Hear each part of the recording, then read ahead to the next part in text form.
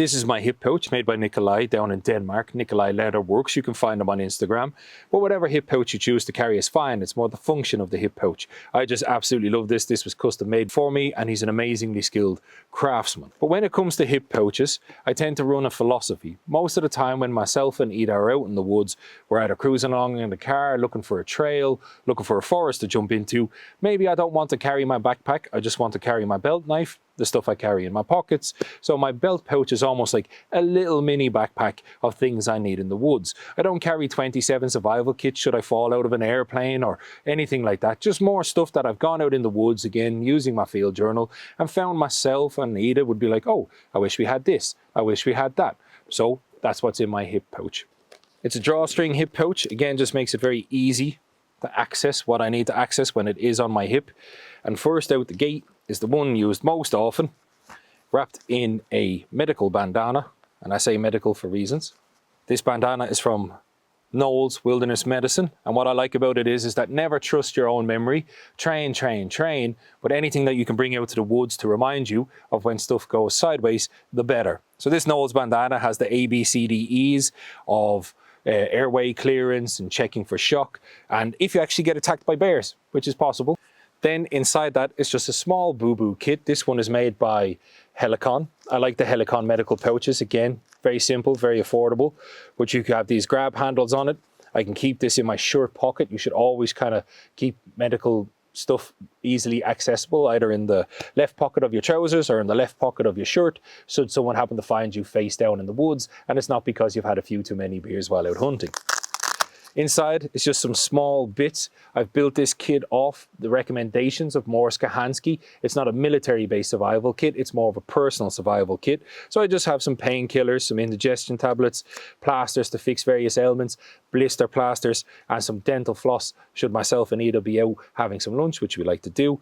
And I get some stuff stuck between my teeth. Also, dental hygiene, if you happen to be stuck on the ground, is a great morale booster. Next out, I have a big orange tin of safety matches. These need no introduction. They're just light anywhere storm matches with a couple of spare strikers on the inside, because I can find you can burn through the external ones very quick. It's a waterproof container. You can replace whatever you want, but sometimes I just like to have matches, because rather than the fiddly work that comes with a lighter, if you got birch bark and stuff like that, you can just strike and drop and just let it go if your hands happen to be a bit shaky, a bit wobbly, a bit cold. Next out is my Ferro Rod. This is a Forest Fundamentals XL Hexagon Ferro Rod. You can find it anywhere you want, and then wrapped around it is just a little leather mat for preparing some kindling on the ground. This one was made by Wolf Trap Mountain for me. Thank you very much, Glenn. I absolutely adore it, and it's designed to wrap around my Ferro Rod. Most of the time when you're striking a Ferro Rod, yes, you might wear some of these tips out, but most of the wear comes in the middle, so it's just a little bit of protection as well from inclement weather for my Ferro Rod. I have another container here. This is again just full of smaller matches. These are not the light anywhere matches, and some painkillers and some strikers. Myself and Ida might find ourselves in a wind shelter, in a little cabin. The Swedish nature is absolutely fantastic, and sometimes you just want to light some candles and whatever else, so having extra matches is never a bad thing. I carry some wet wipes, need no explanation, just for some disinfection. And you can notice a very fire-heavy theme going on here. This is a breast milk carrying bag. I absolutely adore these for small kits, carry things in like my hip pouch. They are hermetically sealed. They're so rigidly sealed. They got graduated marks should you need to mix medicine, should you need to watch your water intake. They also have a little nozzle here on the end of it that you can cut at an angle, either with your knife or with the scissors on your Victorinox, and you can actually squeeze an awful lot of pressure into these bags should you need to irrigate wounds. In here I have some small hooks. These I like to carry around with me because sometimes you just don't want to build things.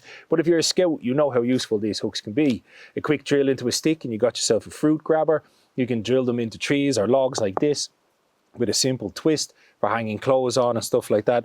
Or if you're at wind shelters, this is a great way to put your tarp up to protect yourself and give you a bit of privacy. And I just got a spare lighter in there. Here, I got some small wood making tools. I got awls. Various types of awls for wood projects. 6-inch nail, probably the poor man's awl, the ghetto man's awl. Another one that I made myself that's a bit more robust for puncturing hides and leather.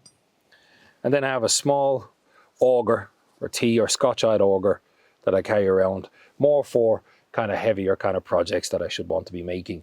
But mainly, I carry the 6-inch nail for when I'm using bow drills. When you're making a bow, it can get very fiddly with knots and how you want to tie things. So I just make a square notch, puncture the piece of wood with this, and then I'm able to pass my cord through and just tie a couple of overhand loops, and it makes everything a bit more expedient. And in all fairness, who doesn't want a 6-inch nail in their kit? I carry a piece of fat wood. Again, so many ways to make fire. Some small narrow gauge bank line with an overhand loop already tied in it. Whatever cordage you wish to carry, I always recommend preparing it at home, because again, the less you have to do out in the woods, the better. I carry a set of medical gloves. Just again, you can find roadkill you want to put in the back and be all Rambo-esque, or you got some medical emergencies, or most of the time myself and Nita are preparing food for our friends and so on. So it's just nice to have a few of them in there. And then I carry a small roll of duct tape, which is around some paracord, which makes it easy to dispense with. Again, just for repairs to trekking poles, tent pegs. You can't go wrong with duct tape. It's also another fire starter. That is what is in my hip pouch. You can drop in your comments if you think I can make some improvements, or you want to share some stuff that you use in yours that you don't see in mine. And as always, if you want to support myself, Anita, and the people that we do this with, there's links below, and I'll catch you in the next video.